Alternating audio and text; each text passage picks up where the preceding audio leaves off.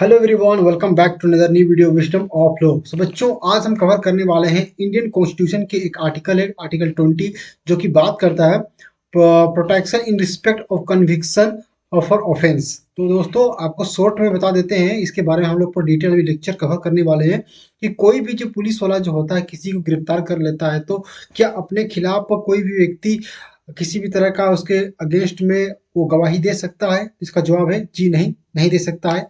आज हम जब आप गिरफ्तार होते हैं तो आपके पास क्या क्या राइट्स होता है, पुलिस आपको गिरफ्तार कर लेता है तो ये आपको पता चलेगा। हमारे ये जो कॉन्स्टिट्यूशन का जो आर्टिकल 20 में जो भी प्रोविजन दिए गए हैं, ऐसा ठीक है, जो राइट्स को प्रोटेक्ट करता है, जो अपराधी होता है, एक्यूज पर्सन होता है, उसके राइट्स को प्रोटेक्ट करता है उनको। और ये ऐसा राइट्स है जिससे जो कि इमरजेंसी में भी इसके खत्म नहीं होगा। ओके, तो इसके बारे में हम डिटेल पढ़ने वाले हैं साथ। ये रहा एक्यूज पर्सन कैसे दिख रहा है, देख लो, ये पुलिस वाला। तो चलिए इसका वीडियो लेक्चर हम लोग कवर करते हैं। तो देखिए आर्टिकल 20, तो एक लेक्चर हम लोग इसमें आप देखेंगे। ओके ना, तो जैसा कि मैंने आप सबों को कहा था कि इसका लेक्चर हम लोग कवर करेंगे, और आज वो दिन आ गया कि इसका लेक्चर हम लोग कवर करने वाले हैं। ओके, तो एक सेकेंड, हम लोग का 20, 1 मिनट ओके, आ गया। ये देखिए आर्टिकल 21 ऑफ द कॉन्स्टिट्यूशन। तो पूरा आप, मैं इसका जो अपना मेरा खुद का ये नोट्स बनाया हुआ है। आप इसका नोट टेलीग्राम चैनल से डाउनलोड कर सकते हैं, लेकिन उसके लिए आपको पहले वो एसएमएस करना पड़ेगा। ओके ना, एक सेकेंड में पानी पी लेता हूँ। ओके, चलिए लेक्चर कवर करते हैं। जैसे देखिए, बात करते हैं article 20, most important for every exam, every competitive exam. हर एक बच्चों के लिए जानना बहुत जरूरी है आर्टिकल 20 वैसा।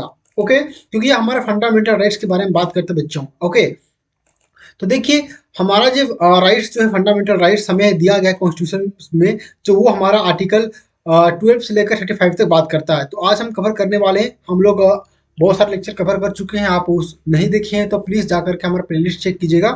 आज हम लोग कवर करेंगे आर्टिकल 20, फिर 21, ऐसे कर करके पूरा सब कुछ खत्म कर देंगे। ओके, तो देखिए आर्टिकल 20 जो बात करता है protection in respect of conviction. Okay, conviction of offence.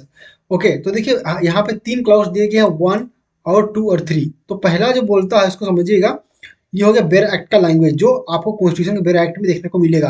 लेकिन इसके बारे में डिटेल बताएंगे आप लोगों को। तो यहाँ पे ये समझिए कि इसके बारे में इंट्रोडक्शन मैं देता हूँ। Article 20 safeguards the rights of a person accuse in a criminal. तो जो व्यक्ति केस में क्रिमिनल है तो उसके राइट्स को प्रोटेक्ट करता है ऐसा। ओके ना, बात करता है it's provide protection against unreasonable and excessive punishment to an accused individual and citizen, an Indian citizen और फॉरेन नेशनल, उसके बाद और अ लीगल पर्सन। अब देखिए यहाँ पे बात करता है कि ये जो आर्टिकल 20 है, जो ये क्या करता है कि जो हमें क्या करता है, प्रोटेक्शन देता है। किसको देता है? वो एक प्रोटेक्शन देता है एक इंडिविजुअल व्यक्ति को, जो एक्यूज होता है, एन एक्यूज इंडिविजुअल को देता है। चाहे वो जो है हमारे एन इंडिया के सिटीजन हो, इंडिया का सिटीजन हो, या हमारा एक फॉरेन का व्यक्ति हो, फॉरेन का व्यक्ति भी हो, उसको भी ऐसा फॉरेन फॉरेन नेशनल का भी है उसको भी। ओके ना, उसके बाद और लीगल पर्सन। लीगल पर्सन कहने का मतलब जो कंपनी होता है, जो खुद से बनाया जाता है ऐसा, वो भी एक कंपनी एंड और अ कॉर्पोरेशन। तो ये कंपनी जो, ये भी एक लीगल पर्सन होता है। तो ये जो हमारा आर्टिकल जो है 20 जो है, वो कभी सस्पेंड नहीं होता। देखिए एज पर दी 44 अमेंडमेंट, जो कॉन्स्टिट्यूशन का अमेंडमेंट हुआ था, 44 अमेंडमेंट हुआ था, उसमें ये बात बोला गया था कि it can't be suspended during an emergency by an order under article 359। तो यहाँ पे 359 के अकॉर्डिंग ये बताया गया था कि 40 एज पर दी 44 अमेंडमेंट में, कि ये जो आपको आर्टिकल 20 में जो राइट दिए गए हैं एक्यूज्ड पर्सन को, जो एक्यूज है उसको, वो राइट्स जो है इमरजेंसी में भी खत्म नहीं होंगे ऐसा। ओके, ये बात बोलता है। उसके बाद देखिए कि दिस आर्टिकल हैज 3 क्लाउज इसमें extended in and 3 independent protection to people convicted for a criminal offense। तो क्रिमिनल ऑफेंस के लिए कन्विक्टेड जो होता है उसको प्रोटेक्शन करता है। ये इंडिपेंडेंट प्रोटेक्ट करता है इसको। ओके, उसके बाद आर्टिकल 20 कंटेंट्स थ्री प्रोविजन। तो यहाँ पर तीन तरह का ये सबसे मेन जो है, ये तीन तरह का आपको डॉक्ट्रिन यहाँ देखने को मिलेगा। यहाँ पर no ex post facto law and no double jeopardy and no self incrimination. अब इसका मीनिंग क्या होता है? अब यही तो सबसे मेन चीज है। इसको समझ गए तो समझ गए आप, पूरा आर्टिकल 20 निकल गया ऐसा। देखो आर्टिकल 20 में आप देखोगे हमेशा कि छोटा छोटा लाइन लिखा गया है, लेकिन इसको डिटेल में पढ़ने के लिए आपको तो लेक्चर कवर करना ही पड़ेगा। तो इसके बारे में डिटेल हम बताएंगे, इसी वीडियो में आपको डिटेल पूरा मिल जाएगा। अब यहाँ पे देखो, ये देखिए all the three clause are borrow from fifth amendment of the US constitution. तो ये जो तीन आर्टिकल का सब क्लॉज जो हम लोग लिए हैं, ये तीन जो हमारा कॉन्सेप्ट है, ये जो लिया गया किससे? फाइव्थ अमेंडमेंट जो यूएस कॉन्स्टिट्यूशन में जो हुआ था, फिफ्थ अमेंडमेंट हुआ था, उस यूएस कॉन्स्टिट्यूशन से हम लोग लिए हैं, इसको बोरो किए हैं ऐसा। ओके ना, इसका मतलब ये होता है। अब हम बात करते हैं कि सबसे पहला बात क्या करता है कि प्रोटेक्शन फ्रॉम। तो ये प्रोटेक्शन क्या करता है? ये नॉन एक्सपोस्ट फैक्टर लो। तो ये इसके बारे में बात करती है, क्या बताता है? ये बोलता है, ये इसका मीनिंग समझिएगा, दिस क्लाउज लेस डाउन। तो इसका जो है this clause lays down, no one will be convicted, no one will convicted for any offence except for the violation of a law in force at the time of the commission of that act will may amount to same availability. अब देखिए इसका एक छोटा सा example देते हैं, आप लोगों को समझ में आएगा। मान लीजिए कि कोई भी एक ऐसा एक्ट है, ठीक है, मान लीजिए कोई भी ऐसा एक्ट है, ये एक एक्ट है, ठीक है। तो एक ये एक्ट ये है, तो ये है 2004 का ये एक्ट है। मान लीजिए 2004 का ये एक्ट है, और 2000 ये 22 में एक नया कानून बनता है, ठीक है। अभी तो 23 बन रहा है, 22 में एक नया कानून बनता है। तो मान लीजिए कोई बंदा है, ये एक बंदा है, लड़का है, ओके। तो ये कोई क्राइम करता है 2004 में कोई क्राइम करता है, जिसका पनिशमेंट जो है मान लीजिए 2 साल है। अभी सरकार जो करता है, ऐसा केस चल रहा है ऐसा, ओके ना, ऐसा केस चल रहा है अभी जो है 2023 में, 2023 हो गया है। तो यहाँ पर होता है, इसी कानून पर एक नया अमेंडमेंट होता है, इसमें नया बदलाव होता है, और इसका जो पनिशमेंट जो 2 साल था, उसको कर दिया 5 साल। 5 साल उसको कर दिया, ओके ना, 5 साल कर दिया। तो अब ये बताओ कि यहाँ पर जो अभी यही क्राइम करने के लिए 2004 में, मान लीजिए 4 में चोरी किया था, तो चोरी में 2 साल का पनिशमेंट है, मान लीजिए, ठीक है। तो अभी ऐसे तो जनरली 3 साल का पनिशमेंट है, तो मान लीजिए 3 साल का, 3 साल का है। तो अभी चोरी किया था 2003 में, 2004 में। तो ये जब चोरी किया था, तो उसका कन्विक्टेड कितना होगा? 3 साल का सही सजा होगा। नहीं कि अभी बढ़ा दिया है कानून, कि अभी इसका चेंज करके 5 साल कर दिया है, तो उस व्यक्ति जो होगा, इस एक्यूज्ड पर्सन जो होगा, उसको 3 साल के लिए पनिशमेंट किया जाएगा, ऐसा नहीं कि 5 साल के लिए। लेकिन अभी इसमें जो, लेकिन कोई ट्रायल में अगर अमेंडमेंट होता है, तो वो ट्रायल तो नए हिसाब से चलेगा ही चलेगा। ट्रायल ट्रायल जो प्रोसीडिंग होता है उसमें, ओके। लेकिन कोई भी पनिशमेंट होता है जो कि 2004 में था, अलग पनिशमेंट था, अभी 2023 में अलग पनिशमेंट हो गया, तो उसको जो 2004 के हिसाब से उसको ट्रीट किया जाएगा, उस कानून के हिसाब से, ना कि 2023 के हिसाब से। ओके, ये मैं गंदा कर दिया, ओके ना, लेकिन चलो समझाने के लिए बता रहा था आप लोग को। तो इसका मतलब ये होता है कि एक्स पोस्ट फैक्टो लॉस, जो वो कानून की बात करता है ऐसा, ओके, समझ गए। अब हम बात करते हैं कि देखिए राइट अगेंस्ट डबल जियोपार्डी। तो इसका मतलब ये है कि, देखिए इसका मतलब ये है कि राइट अगेंस्ट, देखिए ये बात बोलता है, समझिए, इसको बताते हैं। This clause let down that no one will be convicted for a same offence more than once, no one shall be incriminate more than once for one offence he has committed once. तो देखिए यहाँ पे ये जो हमारा magazine ये बोलता है ऐसा, तो ये यहाँ पर ये बोलता है कि हमें जो है एक ही क्राइम के लिए, एक ही अपराध के लिए 2 बार पनिशमेंट नहीं दिया जाएगा, ठीक है। कोई भी आप अपराध करते हैं, ओके, मान लीजिए आप चोरी करते हैं, चोरी के लिए आप एक बार कन्विक्टेड हो चुके हैं कि हाँ भाई आपको पनिशमेंट दिया गया है, चोरी के लिए, तो बाद में उसके लिए फिर से आपको पनिशमेंट किया जा सकता है? तो इसका जवाब है नहीं दिया जाता, ये बात बोलता है। इसके बारे में डिटेल भी बताएंगे आप लोगों को, तब समझ में आएगा। ओके ना, एक ओवरव्यू दे रहा हूँ। इसका एक जूरिस्प्रूडेंशियल असेसमेंट अभी देखने वाले हैं। तो right self incrimination, right against self incrimination की बात करता है सब क्लॉज 3। तो यहाँ पे देखिए, this clause laid down that no one who is accused of an offense, any offense, shall be allowed to be a witness against himself। तो यहाँ पे कोई व्यक्ति जो है अपने खिलाफ अपने ही केस में नहीं बन सकता है, एज ए विटनेस नहीं बन सकता है, उसको अलाउ नहीं किया जाएगा ऐसा। ओके ना, कोई भी मान लीजिए पुलिस वाला कहता है कि आप अपने खिलाफ एविडेंस दो खुद ऐसा, तो सेल्फ कन्फेशन बिफोर एक हमारा जो इंडियन एविडेंस एक्ट जो है पढ़ोगे, अगर लॉ के बच्चे हो तो इसमें हो कि अपने ही खिलाफ आप अगर पुलिस वाले के सामने अगर मान लीजिए कोई भी आप कन्फेशन देते हो, स्वीकार करते हो अपने अपराधी को, और साइन भी करा लेता है आपको, तो वो नहीं माना जाता है एडमिसिबल कोर्ट में। ओके ना, तो मतलब कि आप अपने ही केस में नहीं बन सकते हो क्या विटनेस, ये बोलता है। आप देखिए जूरिस्प्रूडेंशियल essential of article 20।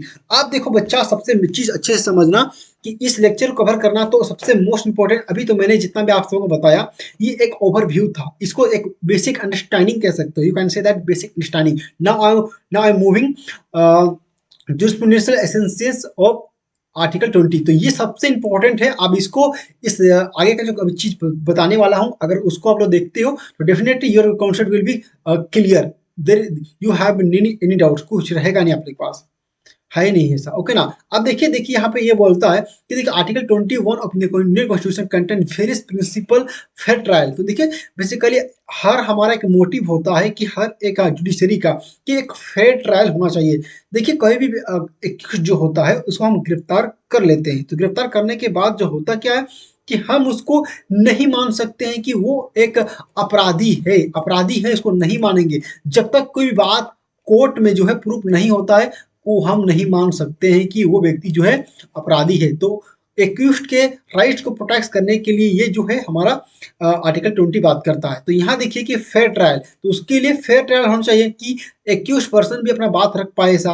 Okay, fair trial is vital to criminal jurisprudence and is an important fact of democratic polity that is governed by rule of law. तो देखिए rule of law govern by rule of law. तो democratic country का उद्देश्य ही हमारा polity, जो democratic country का मतलब कि हमारा इंडिया में जो है पीपल जो रहते हैं उनका अपने अपने मन से रिप्रेजेंटेटिव चुनते हैं ऐसा डेमोक्रेटिक कंट्री।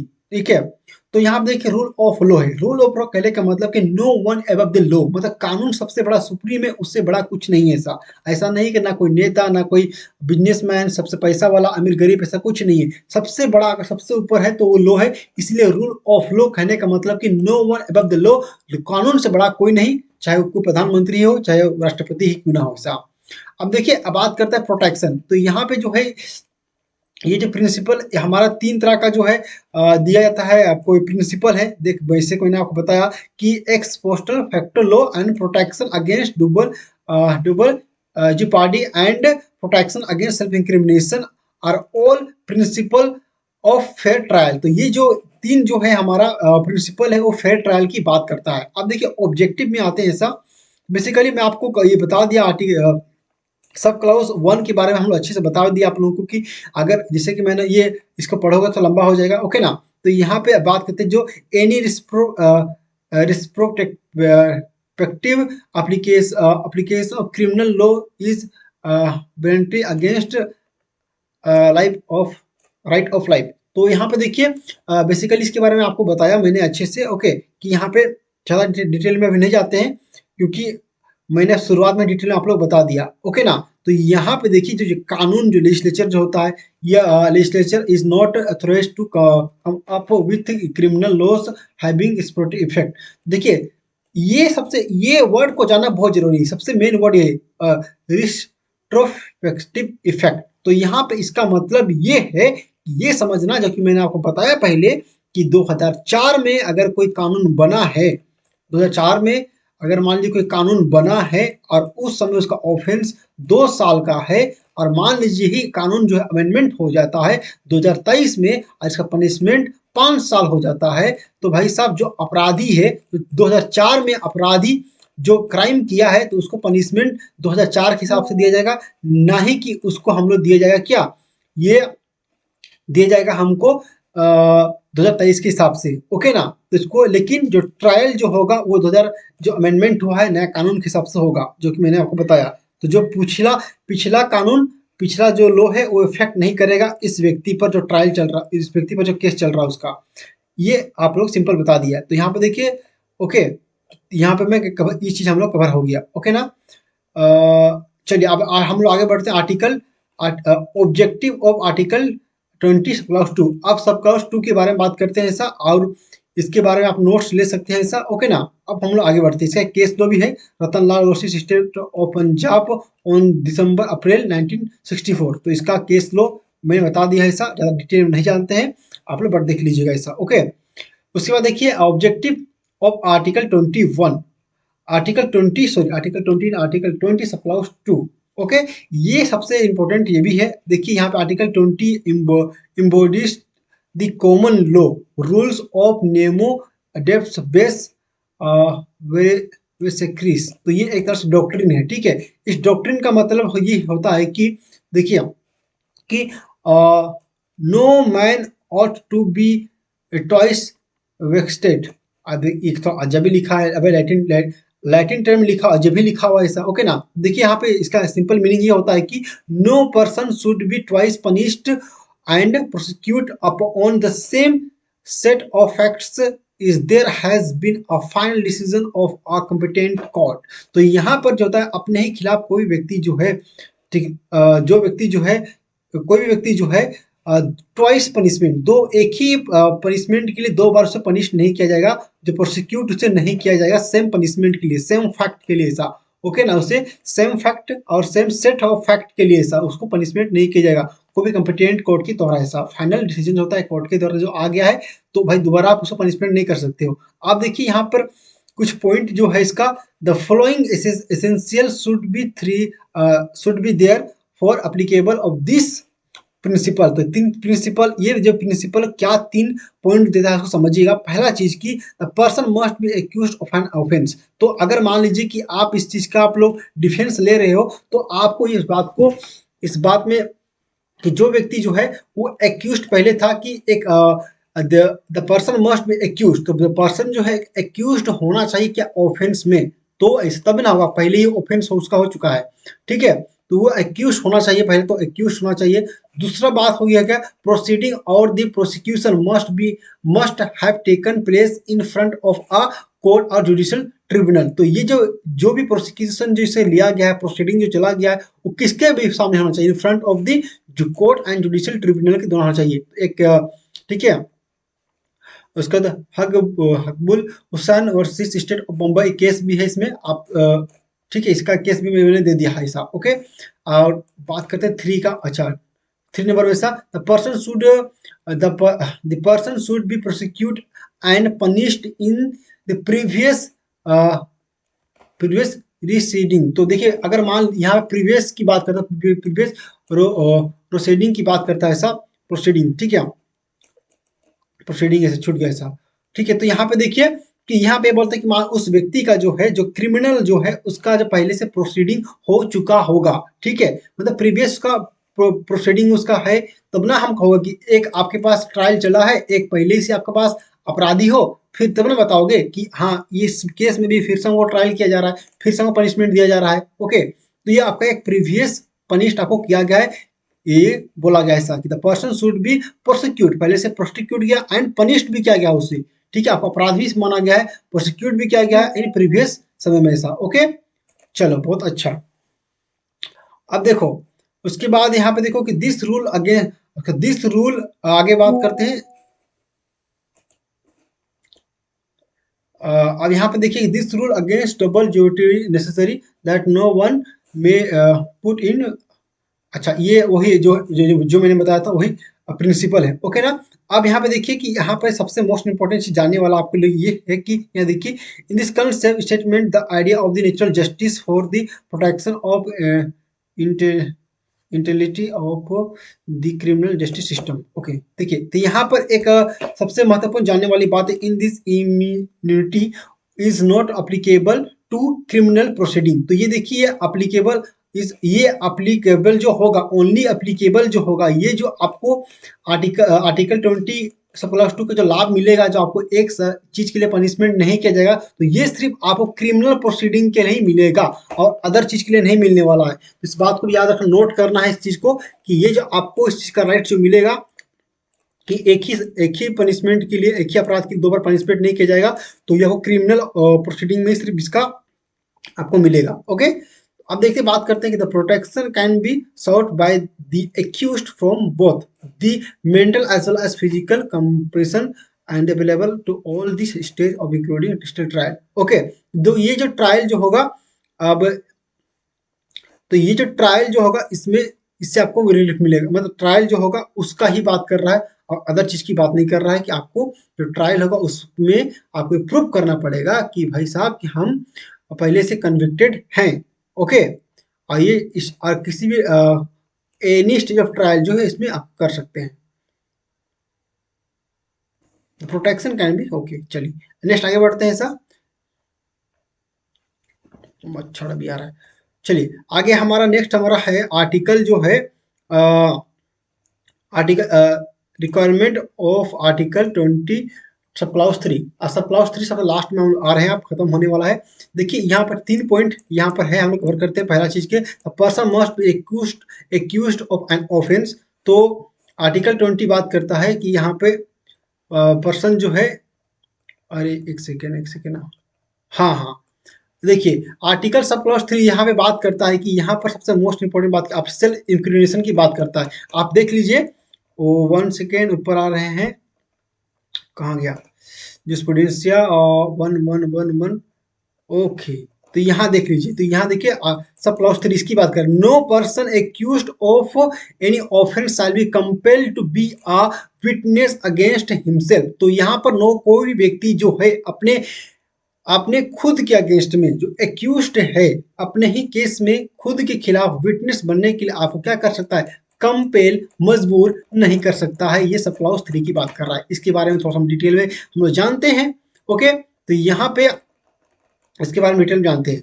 ठीक है, देखिए यहाँ पे एक मैगजीन में ऐसा देख सकते हैं सर, नेमो तेनेतुर स्पेरी एक्यूरे, थोड़ा अजीब सा नाम लिखा है सर, ठीक है, एक्यूरेसियोर, ठीक है, विच मीन्स जो है no one.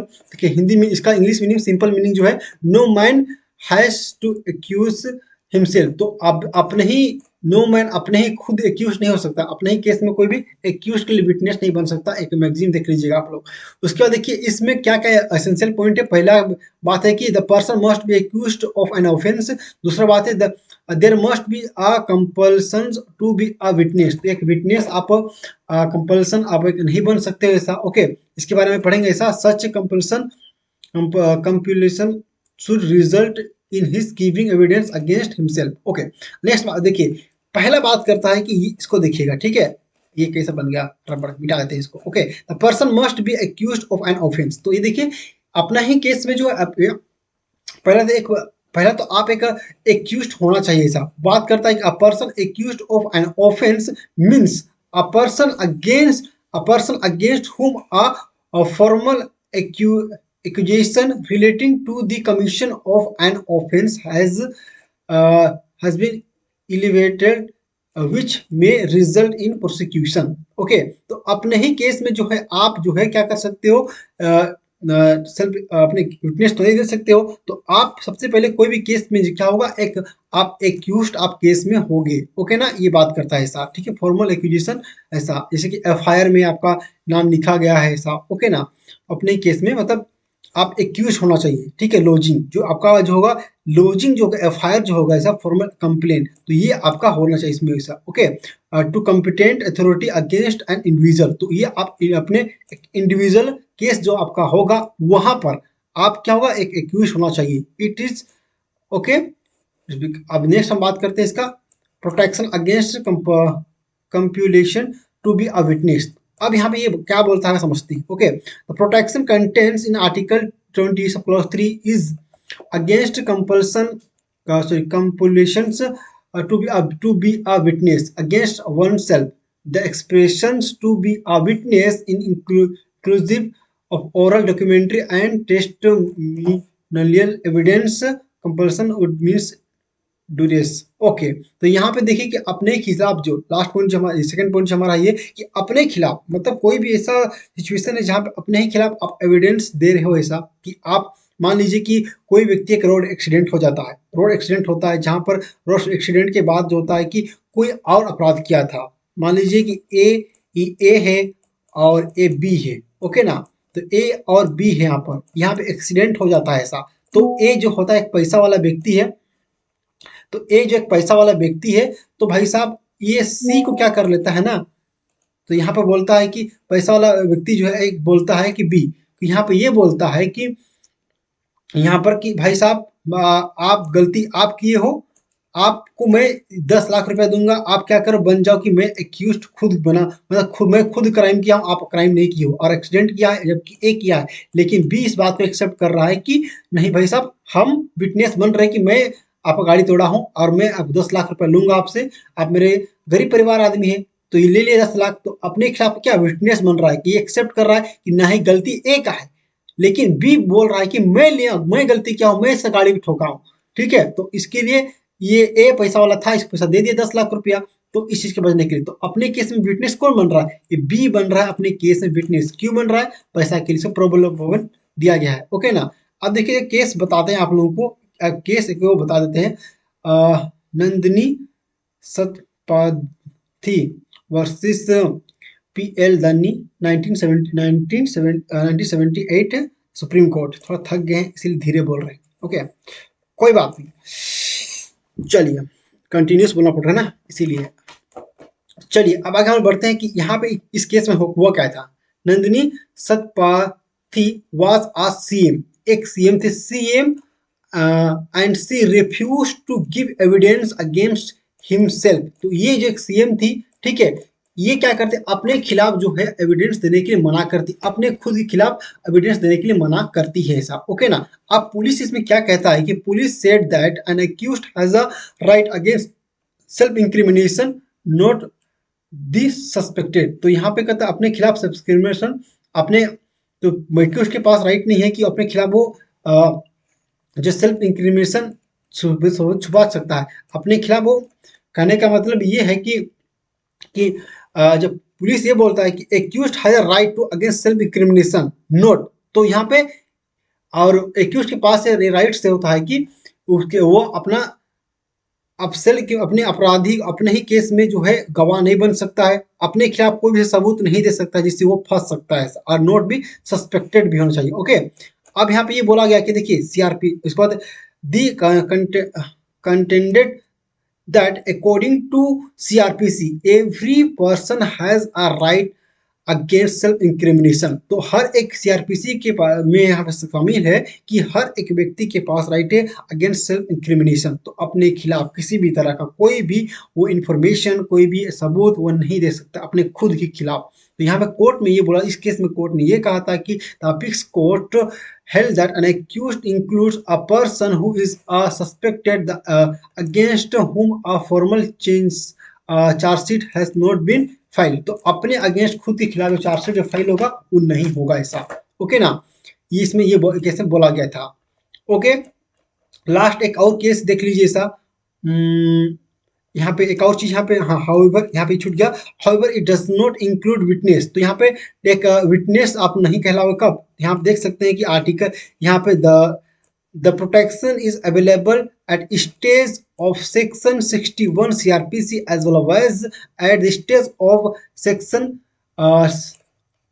313 and 315 of CrPC, ये तीन जो सेक्शन है यहाँ पर इसमें बोला गया है कि अवेलेबल है स्टेज किसके लिए, आपको प्रोटेक्शन के लिए साहब, ठीक है, इन्वेस्टिगेशन इंक्वायरी एंड ट्रायल, क्या है investigation inquiry and trial, okay. बात करता है ये चीज, it was held that section 161 CRPC in consonance with article clause 3, okay ये हो गया खत्म। एक केस और देख लेते हैं ऐसा, ठीक है, Bombay of state of Bombay versus काथी कालू ओ हेड AIR और इंडिया रिकॉर्ड, ठीक है। फिर 1961 supreme court, okay, supreme court 1808, okay. In this case, इस केस में क्या हुआ था बात करते हैं। इस केस में ये हुआ था, in this case the court held that the burden is on prosecution to find out whether the accused gave the information voluntary or compul compulsorily, ठीक है। तो यहाँ पर जो प्रोसिक्यूशन जो है, ये बर्डन ऑफ प्रूफ जो होता है, बर्डन ऑफ प्रूफ कहने का मतलब उस व्यक्ति को प्रूफ करना पड़ेगा, उस पर एक बर्डन होता है। प्रोसिक्यूशन के पास ये बर्डन होगा, वो फाइंड आउट करे कि एक्यूज जो है अपने मन से, अपने मन से जो है वो इंफॉर्मेशन दे रहा है कोई भी चीज को, ओके, अपने बारे में बता रहा है, अपने मन से दे रहा है, ओके, और उसमें कोई भी दबाव नहीं है। ये किसको बताना पड़ेगा, ये होगा प्रोसिक्यूशन को बताना पड़ेगा। In order to attract the protection of article 20 sub clause 3, it must be shows that accused was compelled to make the self incriminatory statement। तो ये सेल्फ इंक्रीमेटरी स्टेट जो है वो कंपेल नहीं होना चाहिए, ठीक है। ये बात करता है ऐसा, ओके। ये हम लोग इसे कवर कर लिए। तो बेसिकली हमारा ज़्यादा तो यहाँ पे नहीं है। और कोई केस, ठीक है, केस एक और है, आप देख सकते हैं इसमें, ओके। तो ये मैं केस वगैरह में यहाँ पे सबका अच्छा से लिख दिया हूँ, एक नोट्स कर सकते हैं आप सबों को, आप सब लोग कर सकते हैं, ओके। तो चलिए, इस वीडियो में इतना ही। अभी इस वीडियो हम लोग कवर किया आर्टिकल 20, हम लोग इंडियन कॉन्स्टिट्यूशन का एक बहुत ही इंपॉर्टेंट टॉपिक था, ओके। ये इसको बारे में जानना, ये बात करता है, जैसे कि ये बात करता है protection in respect of the conviction की बात करता है, ओके। चलिए, ये खत्म हो गया। अगर नेक्स्ट वीडियो हम लोग कवर करेंगे आर्टिकल 21, हम लोग कवर करेंगे, ओके। चलिए, बाय बाय। आर्टिकल 21 हम लोग नेक्स्ट दिन देखेंगे, ओके ना। आर्टिकल 21 पढ़ेंगे, protection of life and personal liberty, हम लोग आर्टिकल 21 कल अगले दिन पढ़ेंगे, ओके। तो चलिए, इस वीडियो में इतना ही, मिलते हैं नेक्स्ट वीडियो में। अच्छा लगा वीडियो तो लाइक, चैनल को सब्सक्राइब कर देना ऐसा आप लोग। Bye bye, good night, sweet dream. रात में वीडियो शूट कर रहे हैं इसीलिए।